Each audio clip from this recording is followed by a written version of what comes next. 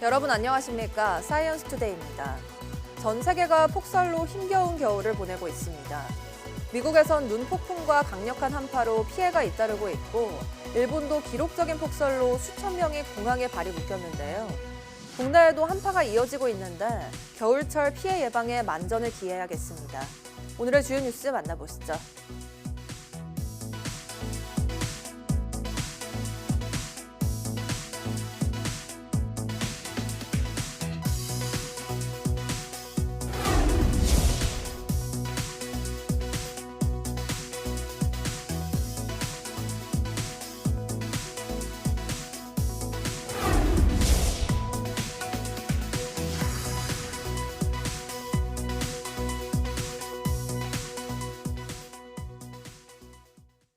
오늘 전국 하늘은 대체로 맑겠지만 길어지는 한파에 건강관리 주의해야겠습니다.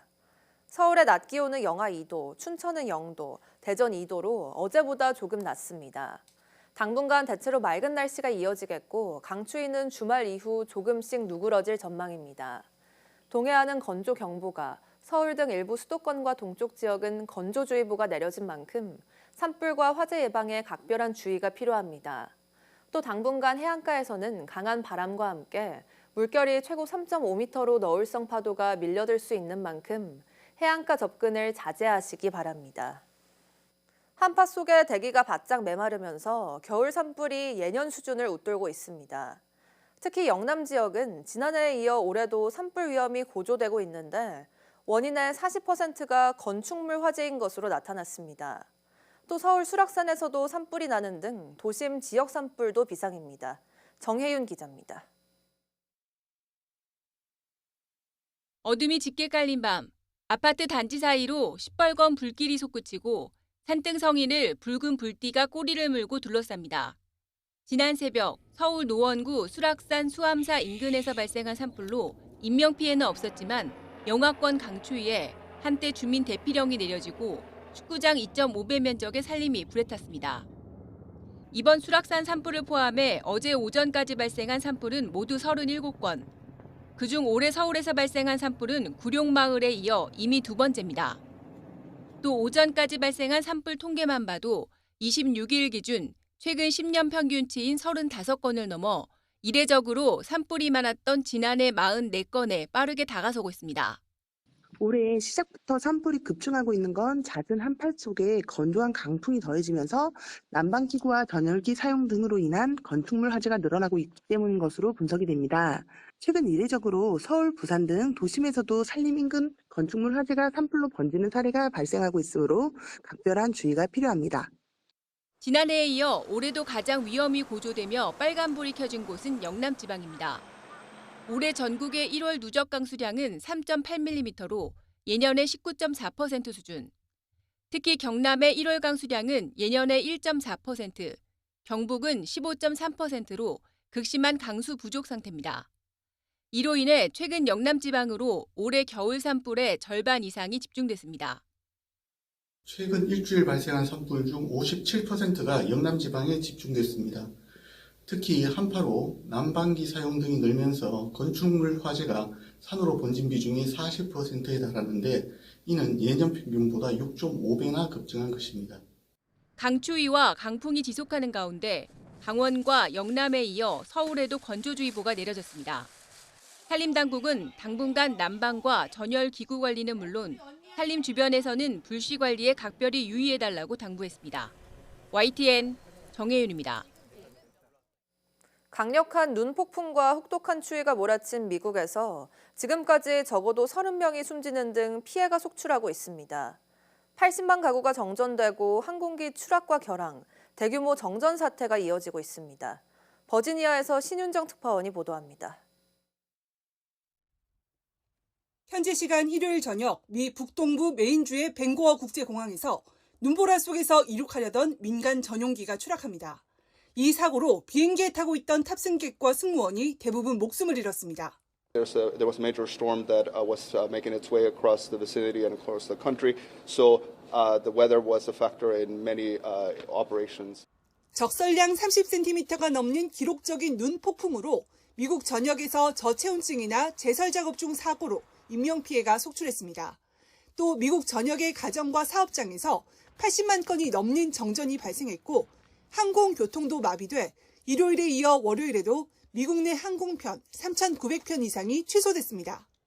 A number of those 7 New Yorkers who lost their lives had interactions with our shelter system in the past. We haven't seen this kind of cold for 8 years, and it is debilitating.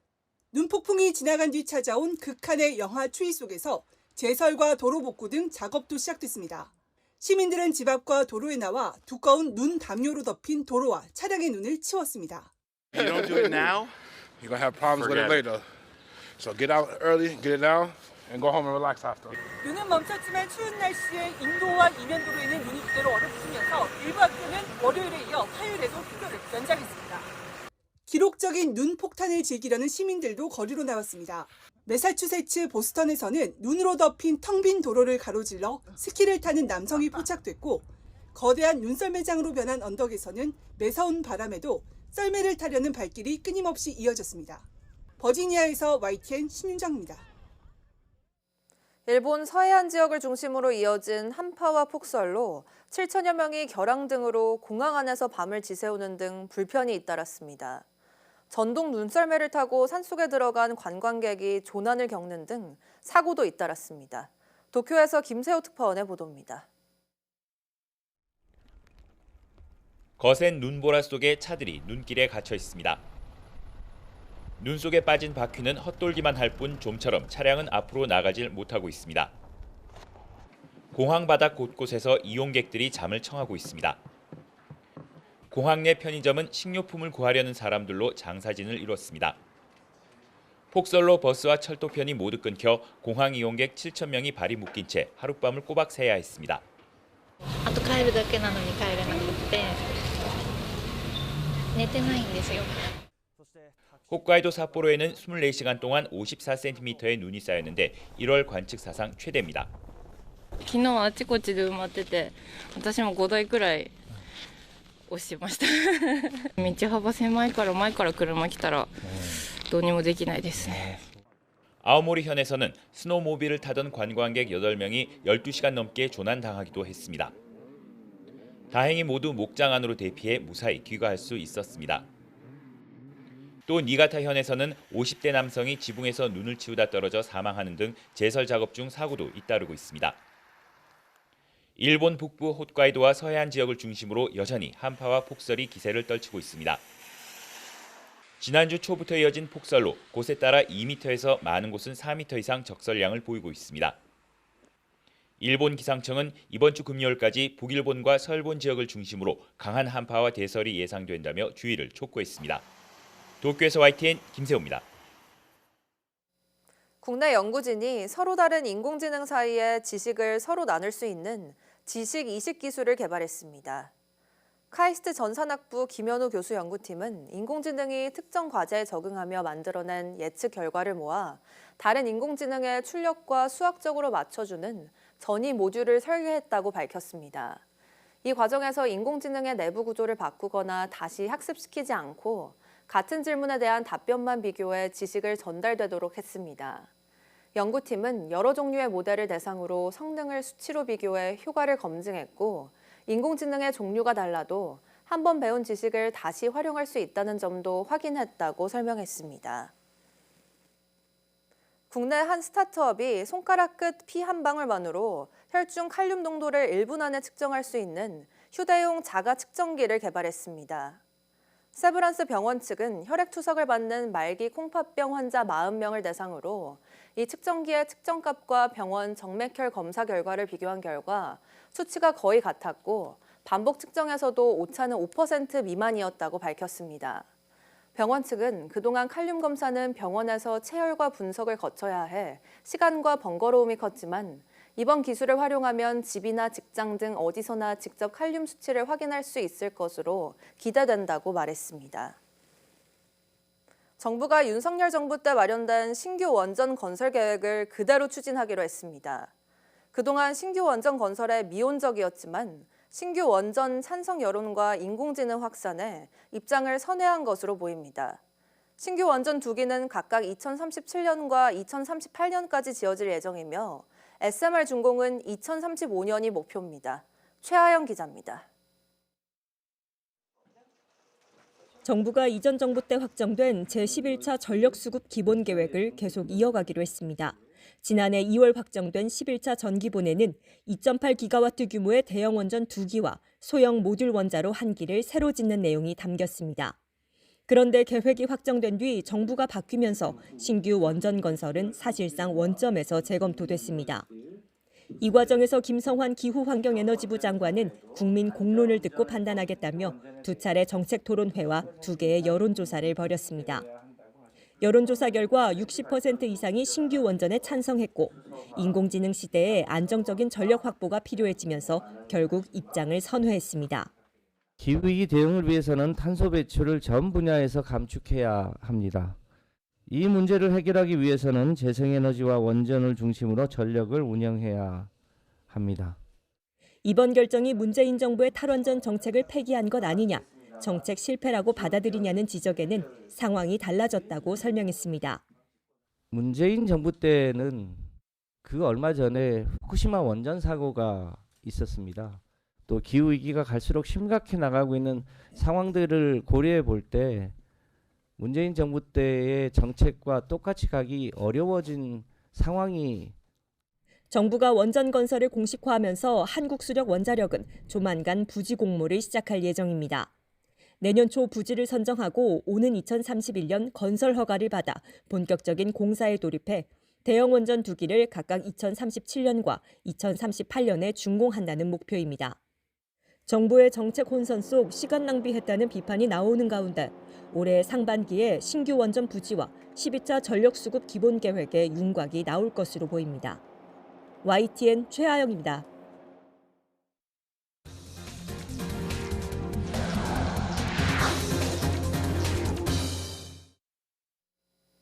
트럼프 미국 대통령이 한국에 대한 상호관세와 자동차 등 품목관세를 15%에서 다시 25% 수준으로 높이겠다고 밝혔습니다.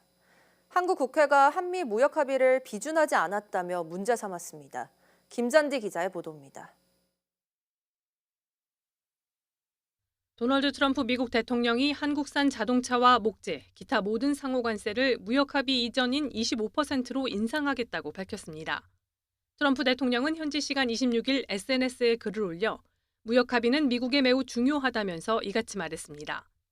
트럼프 대통령은 먼저 미국은 합의된 거래 조건에 따라 신속하게 관세를 인하해왔고 상대국들도 동일하게 행동할 것을 기대하는데 한국 국회는 합의를 이행하지 않고 있다고 주장했습니다. 한미 간 무역 합의는 이재명 대통령과의 합의임을 강조하기도 했습니다. 이 대통령과 지난해 7월 양국 모두에게 유리한 훌륭한 협정을 맺었고 지난해 10월에 한국을 방문했을 때 그 조건을 다시 한번 확인했다고 지적했습니다. 그런데 왜 한국 국회는 이를 승인하지 않느냐고 반문하며 불만을 표했습니다. 이어 한국 국회가 역사적인 무역 협정을 법으로 제정하지 않았기 때문에 자동차와 목재, 의약품을 포함한 모든 품목에 대해 관세를 기존 15%에서 25%로 인상한다고 밝혔습니다. 구체적으로 언제부터 인상할지에 대해선 밝히지 않았습니다. 트럼프 대통령이 언급한 한국 국회의 승인은 미국의 약속한 투자를 이행하기 위한 이른바 대미투자특별법을 의미하는 것으로 보입니다.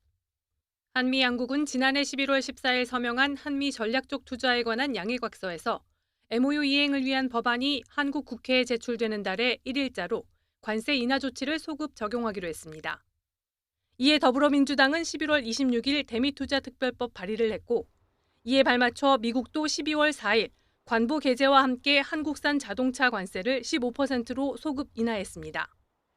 트럼프 대통령이 국회의 절차 지연을 문제 삼긴 했지만 그게 관세 인상의 유일한 이유인지는 불확실한 상황입니다. YTN 김잔디입니다.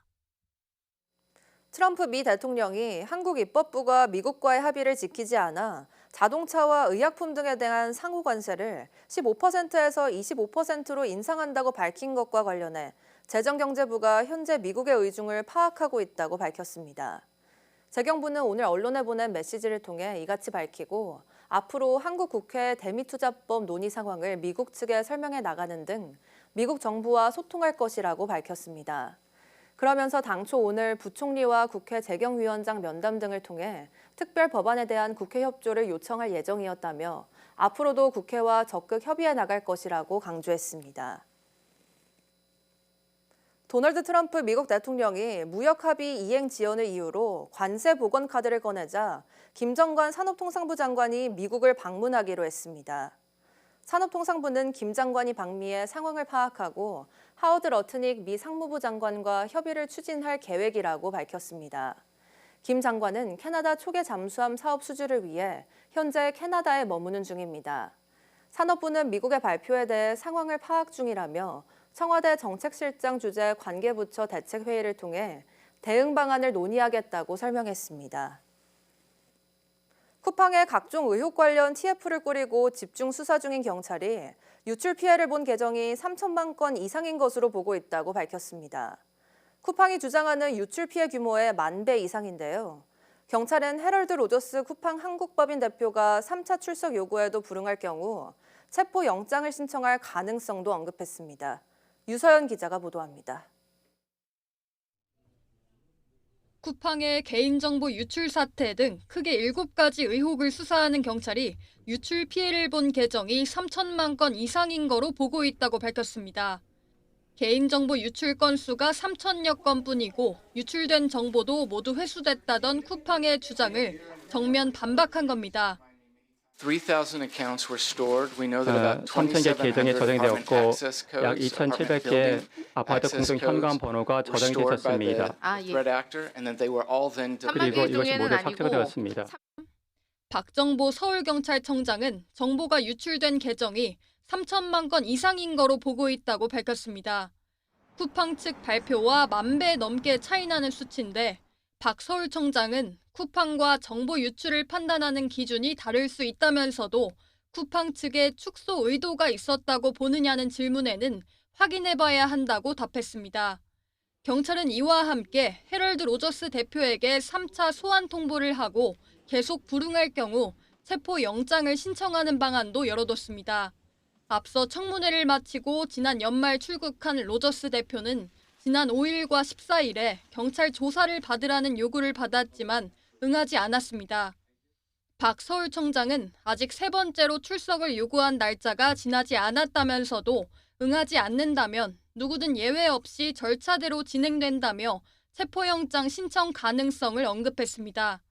경찰은 개인정보 유출 본류에 대한 수사도 계속 진행 중인데 개인정보 유출 피의자로 지목된 중국인 A씨에 대해서는 한국 법으로 처벌한다는 목표 아래 인터폴과 형사사법 공조를 시도하고 있다고 강조했습니다. 이에 더해 쿠팡의 미국 투자사 등 일부에서 한국 정부가 쿠팡을 차별 대우한다는 주장이 나오는 데 대해서는 원칙과 법에 따라 수사하는 것이라며 반박했습니다. YTN 유서연입니다. 경찰이 알리익스프레스 정상금 해킹 사고와 관련해 내사에 착수했습니다. 조국혁신당 이혜민 의원실이 경찰청으로부터 제출받은 자료에 따르면 인천경찰청은 지난 20일 이 사건에 대한 입건 전 조사를 시작했습니다. 앞서 알리익스프레스 측은 지난해 10월 판매자들이 이용하는 비즈니스 온라인 포털에 대한 해커의 무단 접근 가능성을 파악해 조사했습니다. 조사 결과 해커는 비즈니스 계정 비밀번호 복구에 사용되는 일회용 비밀번호 취약점을 이용해 계정 107개 비밀번호를 재설정하고 이 가운데 83개 계정의 정산금 계좌를 자신 계좌로 재등록한 것으로 나타났습니다. 최근 코스피가 5,000선을 넘는 등 주식시장이 과열되자 금융감독원이 소비자 경보 주의를 발령했습니다. 금감원은 최근 주식시장 화랑을 악용해 유명 증권사 직원으로 속여 자금을 편취하는 불법 리딩방 사기가 발생하고 있다며 주의를 당부했습니다. 인공지능 딥페이크 기술로 유명 증권사 직원을 사칭하거나 초기에 수익을 실현한 것처럼 꾸며 투자자들의 의심을 피한 뒤 투자금을 가로채는 수법이 많은 것으로 나타났습니다. 금감원은 링크를 통한 단체 채팅방 참여, 주식거래 앱 설치를 유도하는 업체와는 어떠한 금융거래도 해서는 안 된다며 불법 업자로 의심되면 바로 신고해달라고 당부했습니다. 캄보디아에서 송환돼 충남경찰청에서 수사받는 피의자 17명이 모두 구속됐습니다. 경찰 조사 결과 이들은 지인 소개로 캄보디아로 넘어가 범행에 가담한 것으로 드러났습니다. 오승훈 기자입니다. 마스크와 모자로 얼굴을 가린 사람들이 구속 전 피의자 신문을 받기 위해 법원으로 들어갑니다. 연예빙자 사기 등 혐의로 충남경찰청에서 수사받는 한국인 피의자들로 모두 구속됐습니다. 피의자 17명 가운데 6명은 영장 심사를 포기했습니다. 법원에 출석한 피의자들은 혐의를 인정하는지 등을 묻는 취재진의 질문에 아무런 답변을 하지 않았습니다. 시장님 인정하십니까? 예. 범행에 어떻게 가담하게 되셨어요? 뭐라고 진술하셨습니까? 범죄 강요받은 거 있으세요? 대부분 20대와 30대로 국내 송환 이후 홍성경찰서와 보령경찰서에 입감돼 조사를 받았습니다. 이들은 연예빙자 사기 범죄 조직에서 활동하다가 지난달 4일 캄보디아 포이펫 지역에서 검거됐습니다. 최근 1년 동안 인터넷상에서 여성을 소개해주겠다고 속여 30여 명으로부터 약 50억 원을 받아 챙긴 혐의를 받습니다. 경찰 조사 결과 대부분 친구나 선후배 등 지인으로부터 고수익 일자리가 있다는 꼬드김에 넘어가 범행에 가담한 것으로 파악됐습니다. 대부분 지인을 통해서 캄보디아로 넘어간 것 같고요. 강요에 의해서 일부 범행에 가담했다고 주장하는 피의자들도 있습니다만 대부분 수사한 결과 강요에 의한 행위는 아닌 걸로. 경찰은 조직원 60여 명 가운데 상당수가 검거됐고 외국 국적 총책의 신원을 파악해 적색 수배를 내렸다고 밝혔습니다. 또 오는 30일까지 수사를 마무리해 사건을 검찰로 넘길 예정이라고 말했습니다. 이어 또 다른 범죄단체 조직원 수십 명이 온라인 사기 등의 혐의로 캄보디아에 붙잡혀 있다며 이들도 조만간 송환될 것이라고 덧붙였습니다. YTN 오승훈입니다. 스마트폰과 인공지능이 일상을 점령하면서 우리 삶은 더 편리해졌지만 어르신들에게 디지털의 벽은 여전히 높기만 합니다. 그래서 교육은 물론 자연스럽게 디지털 기술과 친해지는 법을 배우는 곳에 어르신들의 발길이 이어지고 있습니다. 양희력 기자가 현장에 다녀왔습니다. 빈자리를 찾아볼 수 없는 강의실. 어르신들이 귀를 쫑긋 세우고 수업을 듣습니다. 이번 과제는 스마트폰에서 영화관 앱 설치하기. 노트 필기까지 하면서 열심히 따라해보지만 첫 단추부터 난관에 부딪힙니다. 여기가 검색 창입니다. 그래서 영화관이라고 써보세요. 이제 엔터를 누르시는 거죠. 찾기, 돋보기. 돋보기를 누르시면 찾는 거거든요. 질문이 꼬리에 꼬리를 물고 모르는 것 투성이지만 배움을 향한 열정만큼은 젊은이들 못지않습니다. 하나 가르쳐주면 하나 잊어버려요. 그래서 기억도 못하고 그래서 한번 뭔가 오면 배울 수 있을까 싶어서 왔어요. 사람과 사람이 마주하는 대신 스마트 기술, 디지털 기술이 일상을 차지하는 시대. 카페나 식당을 가면 사람이 아닌 키오스크가 맞이하는 환경이 어르신들에겐 녹록지 않습니다. 한글 모르는 문명인데 이런 거 말하자면 컴퓨터 모양 이거 하는 거 모르면은 컴맹이 되겠다고 한글 모르는 거나 나중에 똑같이 되겠다고. 더구나 인공지능 기술까지 생활 속으로 파고들다 보니 새로운 환경에 적응하는 일이 도전이자 생존의 문제로 느껴집니다. 갈수록 이런 기술을 배우지 않으면은 정말 이게 못 생활에 살 것 같아요. 웬만하면 식당 가면 아직 뭐 키오스크 이런 걸 하니까 어렵진 않은데 뭔 신기술인가 엄청 궁금하더라고요. 가뜩이나 높은 벽으로 느껴지는 디지털 기술을 익히기 위해 어르신들에게 필요한 건 무엇보다 반복. 교실에서 듣는 강의는 물론 운동도 하고 커피도 주문하며 디지털 기기와 친숙해지는 법을 배우는 곳에 어르신들 발길이 이어지는 이유입니다. 어르신들이 일상이 굉장히 지금 디지털하고 관계없는 인상이기 때문에 최신 기기들을 갖다가 접하시면서 좀 더 디지털이 어렵지 않고 그리고 쉽게 할 수 있다는 거, 그런 자신감을 갖다가 드리고 있습니다. 서울시는 올해까지 센터를 6곳으로 늘려 어르신들에게 디지털과 함께하는 배움과 휴식 공간을 제공할 계획입니다. YTN 양일혁입니다.